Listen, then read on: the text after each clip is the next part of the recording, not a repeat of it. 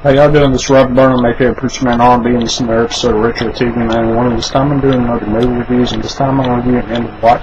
And what End of Watch is about is two LAPD police officers, and the way this movie is filmed from the perspective of one of the officers named Brian. He's doing this report. So everything we see in the movie is either his cam on his vest or a camcorder that he's toting around with him, or the police camcorders that are in the police cars. And him and his partner Mike are two LAPD police officers, and they are patrolling the city. And it starts off with Mike and Brian going to a call where this guy is fighting with the mailman, and he wants his mail, and then Mike winds up getting in a fight with this guy, and he puts his gun and his badge down and everything, and they fight, and this guy says, if you beat me, I'll handcuff myself, and they wind up getting in a fight, and Mike winds up winning, and the guy handcuffs himself.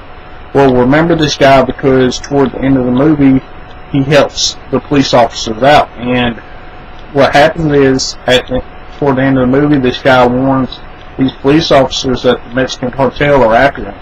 And the reason the Mexican cartel is after them is because the first reason they are is because this Mexican gang shoots up this blood gang in the drive-by, and the guy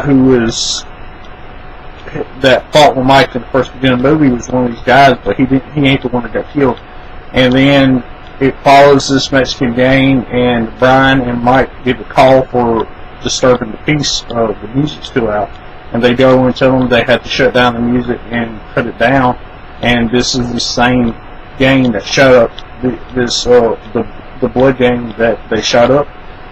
And then Mike and Brian go to a call where the guy who they talk to, the head gangbanger, they stake out this guy's mother's house, and another guy comes in a Dodge Ram and takes some soup with him. Well, they follow him, and then they find a reason to blue light him, so they blue light him, and Mike's talking to the guy in Spanish, and the guy shoots at him. So they take him down and arrest him, and they get two guns off of him, and they're blinged out guns. One's a gold AK-47, and the other one got rhinestone. It's a rhinestone pistol. Well, they kick over the soup, and it's soup, but it got some money in there too, wrapped up in plastic bags.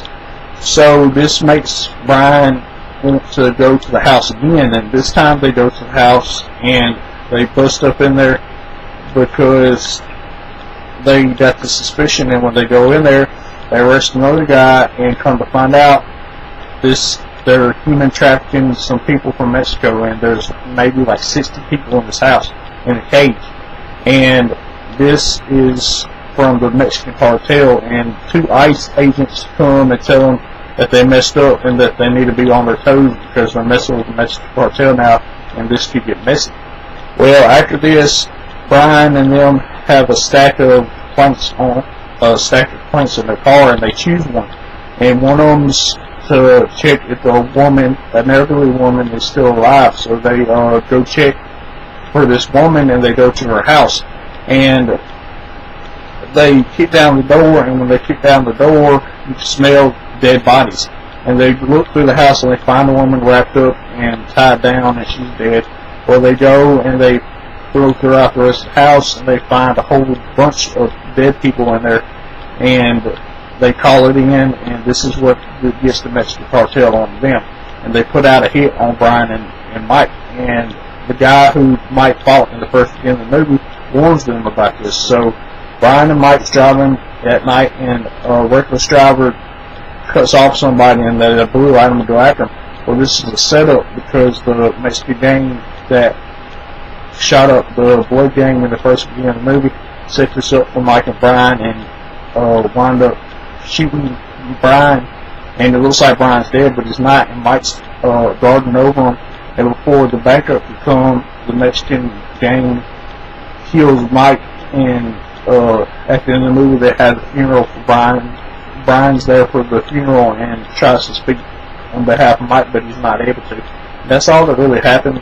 If y'all ever watched End to Watch, what did y'all like about it? As always, you can always sign out. That's the exhaust and the Retro TV 91. So that's fine.